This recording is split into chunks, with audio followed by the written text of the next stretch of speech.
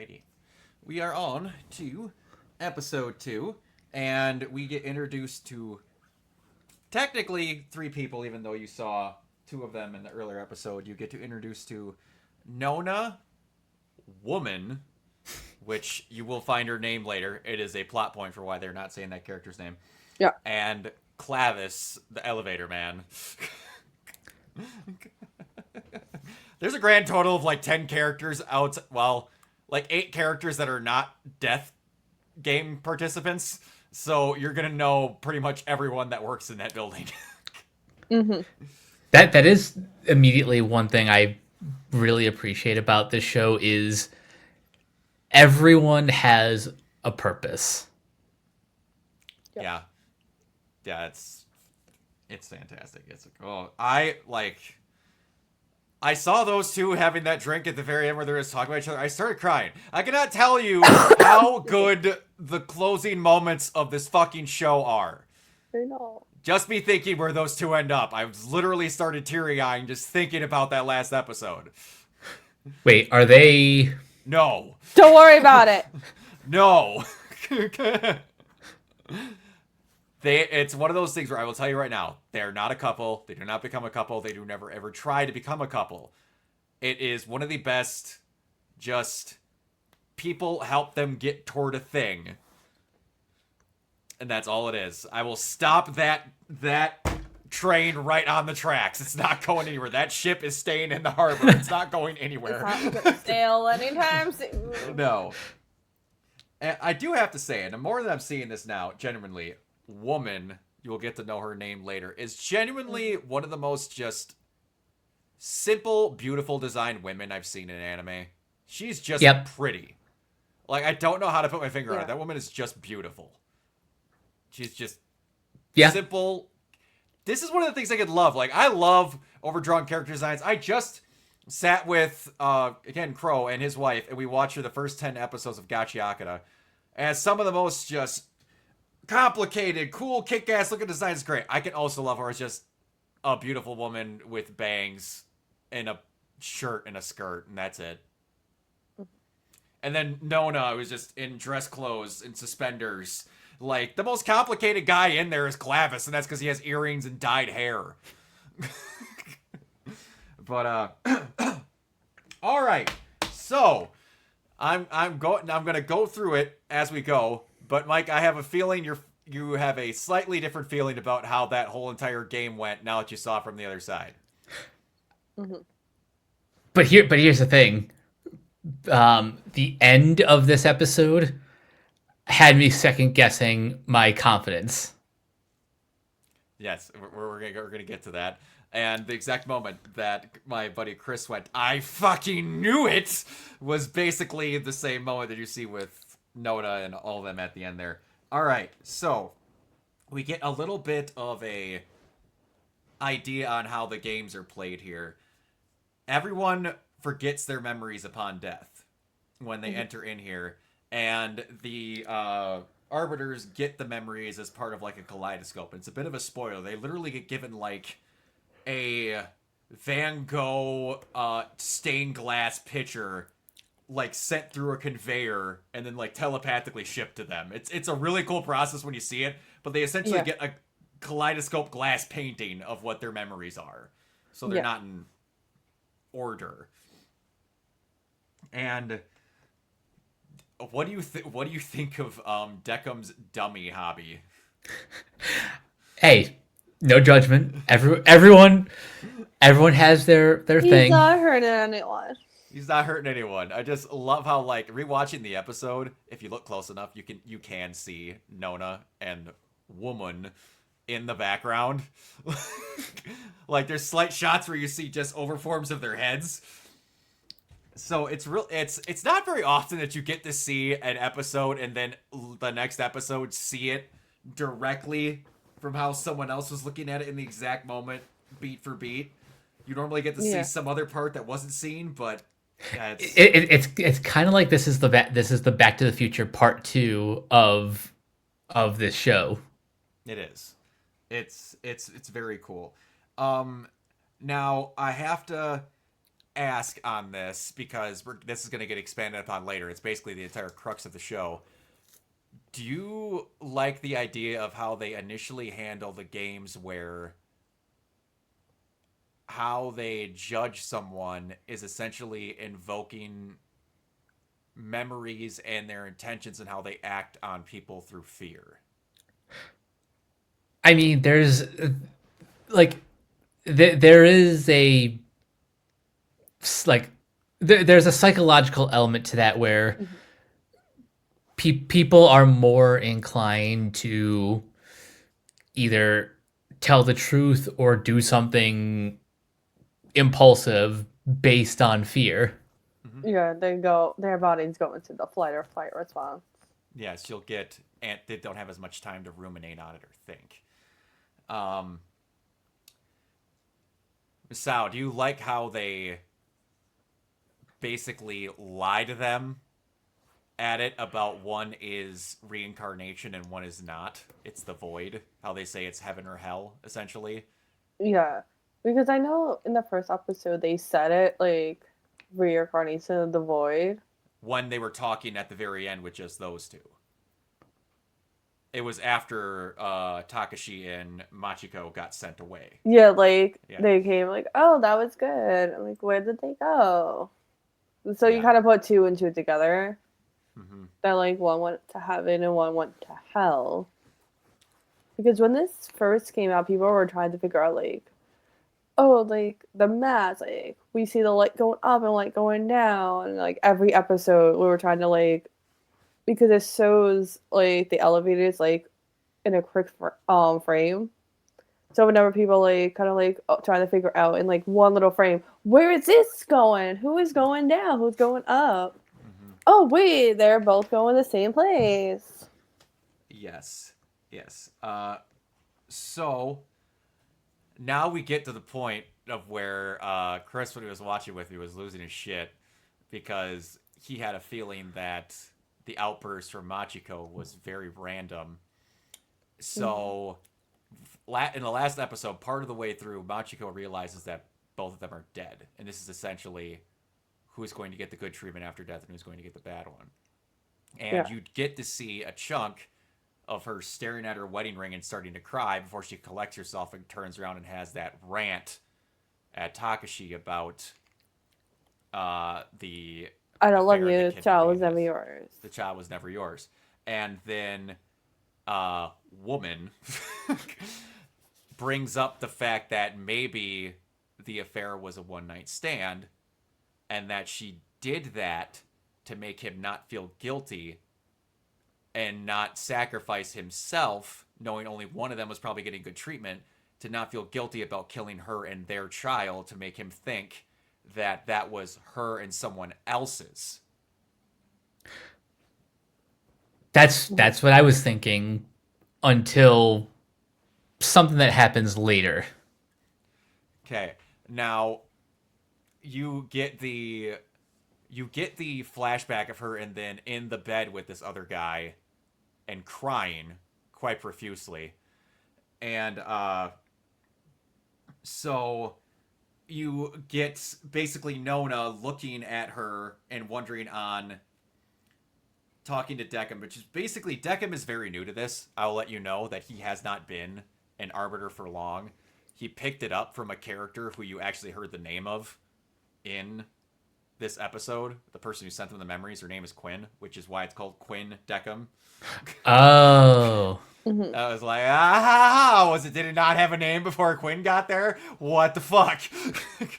But, yeah, so you see her starting to question why Decim did this a certain way, and she obviously had a very different feeling about it, and you had Nona being very open to asking woman about why she felt that way. Like, what was her reasoning? What was her reasoning? And thought process. Yes, and you're going to find out that there's things that arbiters are and certain things about them that why she's asking woman about why she feels differently than why Quinn that why Decim feels that way. and that she feels that possibly in that moment when talking with Woman, that her and Deckham feel that he might have made a mistake.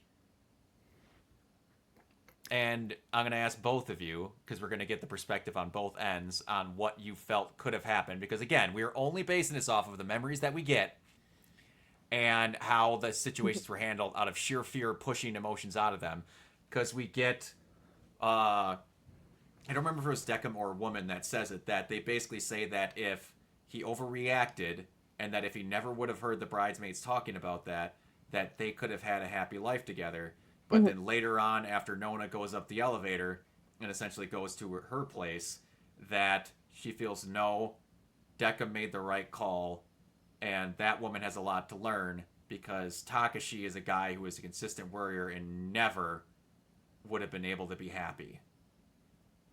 So I guess I'll let Masao let you go first.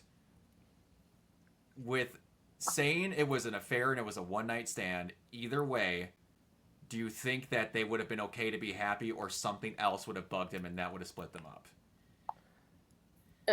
What about him either way? Like, if Like, he if he never would have heard the if he girls say never that. found out about it, yeah, that they would have been fine, but that'll be more guilt on her.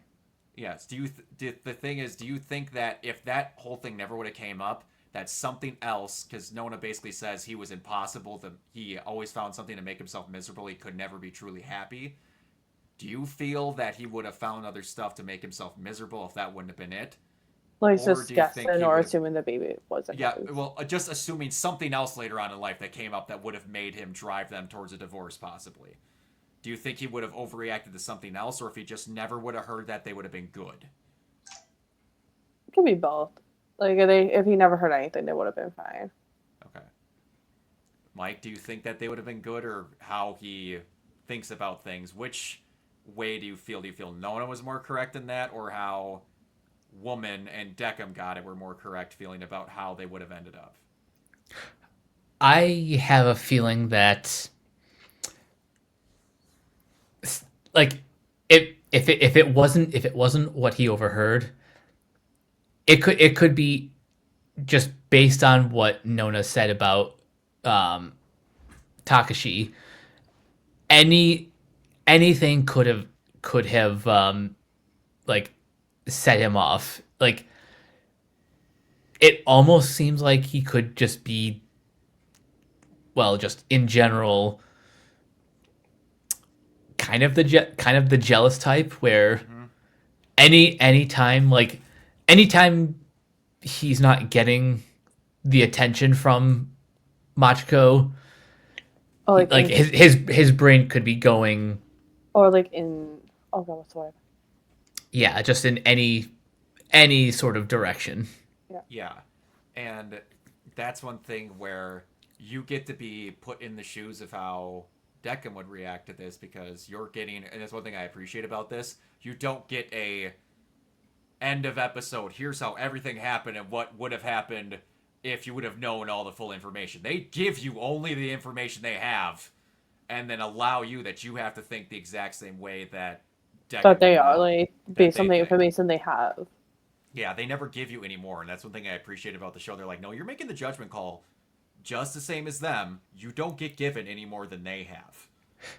So basically, this show is written like any good mystery novel, where you're given as much, you're only given as much information as As the characters. as the characters. As the characters. I will tell you, because this will become quite obvious in the next episode, so I'm not really spoiling anything. What the main crux of what this show is how to... How do I want to say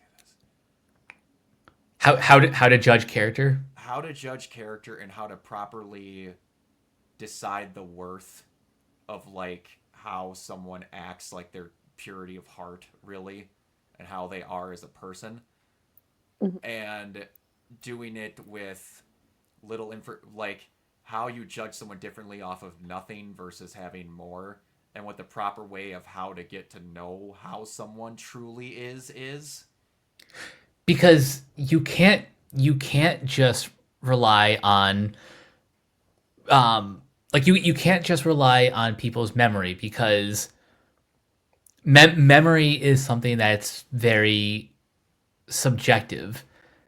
People can, whether intentionally or not, they can, like, their recollection of past events can be clouded by any number of things.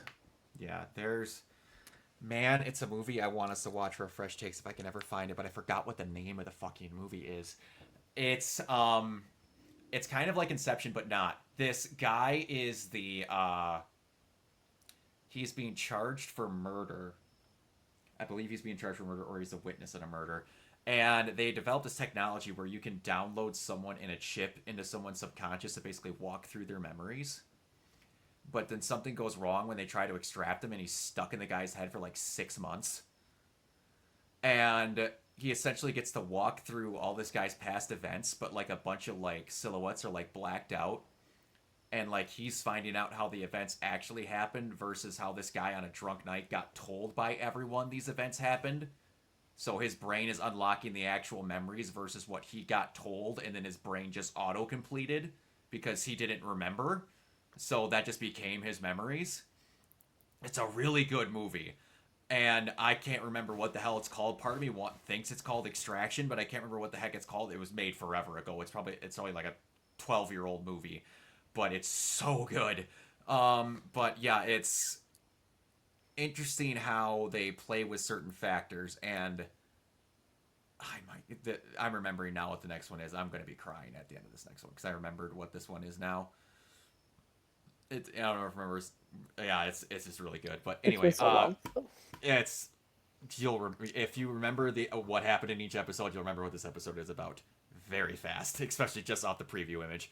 But Mike or Masao, anything else? I do have a question. Answer. So I know this was a two-part episode. Are we getting more two-parters, or is the next episode primarily standalone? The next one is standalone. You're never going to get another one like this where a thing happens and then you see the other end of it right directly after it. Everything is just straightforward. Yeah. Okay. That makes sense, especially since the assistant is basically the audience surrogate for this episode, because someone has to explain to the audience what the hell is going on. So you have to have a character who is like receiving this information. Yeah, she's kind of going to be that for the entire show until about 3 episodes are left. One more thing to lead us into the next episode. I'm probably making a no shit Sherlock observation, but I was paying attention to the eyes of the assistant compared to the arbiters. Mm-hmm. And other than the fact that she has no name, I'm just going to leave it at that for now. Yeah, you'll find out rather that. Did you watch the end of the episode? I did. Do you have any questions about that? I'm going to let the next episode answer whatever questions I did have. Okay, that sounds good. Sal, do you have anything? Deco. The more I hear Deco, and then you point out he's Lloyd Fortune, I'm like, I can't unhear it. Right? You waiting for Anna to come around the corner? Loki, like son of a bitch. Her to be hiding in the vents like that hide and seek episode. He said go choppy choppy. No, he Like, said all I choppy, hear choppy. is Lily Porter. Like he has to be on top. With God damn it. Yep. Yeah, it's really good. That could not stress anymore. Alex Organ, if anyone can meet him, he's an absolute gentleman. Super, super nice guy. All right, Mike, where can everybody find you? You guys can find me on various social media sites at Captain K42. You can check out my quick thoughts on letterboxd.com/CoachK42.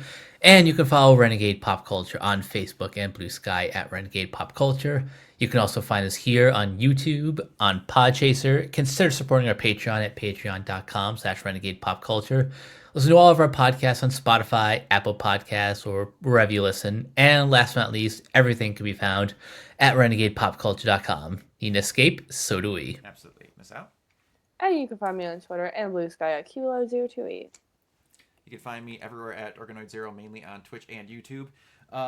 If you are into cosplays and such, you can find me everywhere on Instagram at Organoid Zero. That's where all my conventions and cosplaying and such like that. Anybody who's watching this, my next con's going to be Twin Cities Con. If anybody's going to that, and then I'm finally going to get to go to ACEN next year.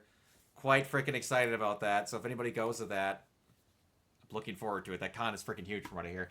All right, until next time, we will see you all later. Bye! Peace.